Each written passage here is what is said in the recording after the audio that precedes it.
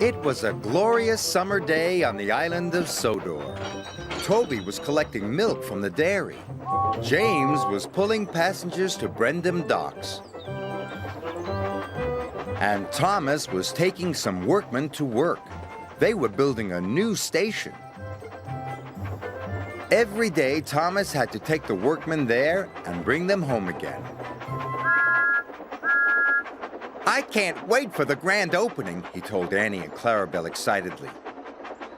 "There's going to be flags and a big band."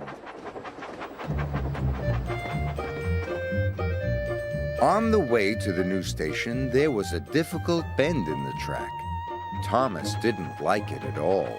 He was worried about the bend. But his good friends Annie and Clarabelle were there to help him. "Slow down," they sang out. "Slow down and puff with care." So Thomas did slow down, and he puffed with care.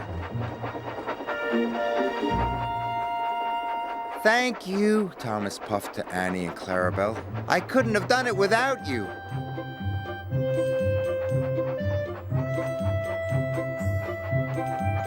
Thomas arrived safely at the station. Sir Topham Hatt was waiting for him. "Today, Annie and Clarabelle are to go for their refit," he told Thomas. "You must take them to the workshop straight away." "But how will I take the workmen home?" asked Thomas. "You can use ordinary coaches instead," said Sir Topham Hatt. "Yes, sir," said Thomas, and he puffed away to the workshop.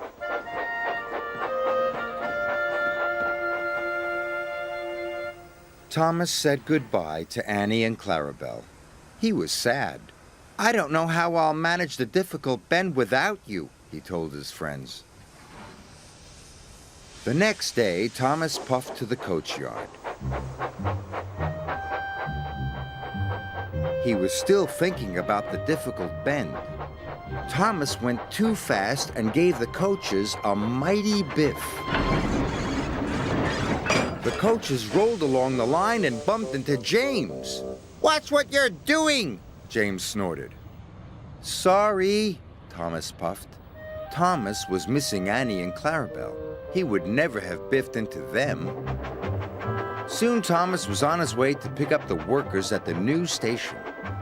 Difficult bend," he puffed nervously. The difficult bend came nearer and nearer. Thomas was supposed to slow down, but he wanted to get past the bend quickly. So Thomas went faster and faster. The coaches rattled and shook. Soon be over, Thomas said to himself. And soon it was.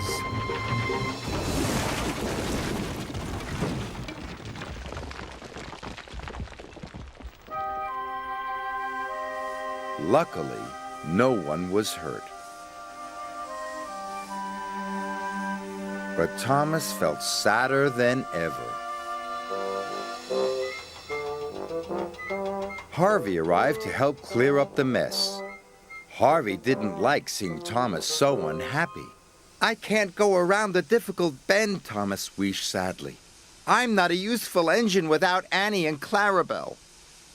"You are a really useful engine," said Harvey, "and a jolly good friend." And he puffed away.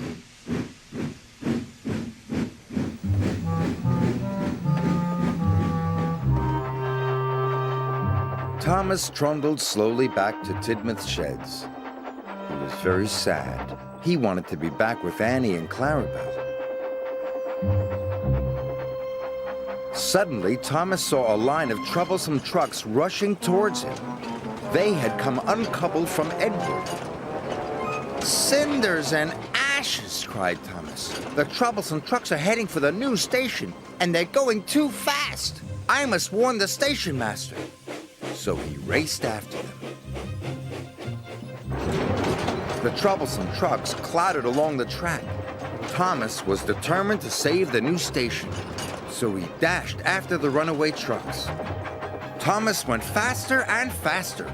He raced past the troublesome trucks, but he was nearly at the difficult bend.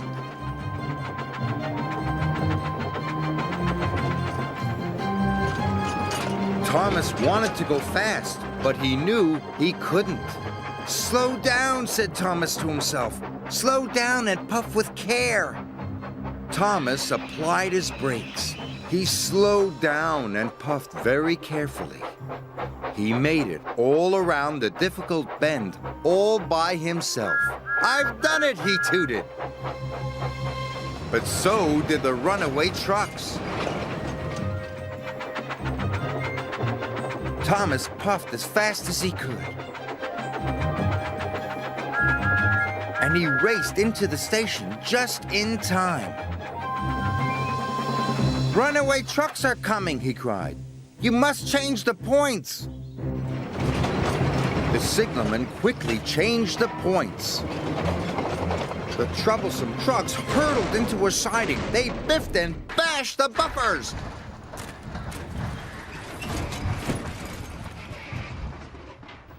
But the station was safe. The next day, Thomas was back with Annie and Clarabelle. They were going to the grand opening of the new station. They chuffed along happily together.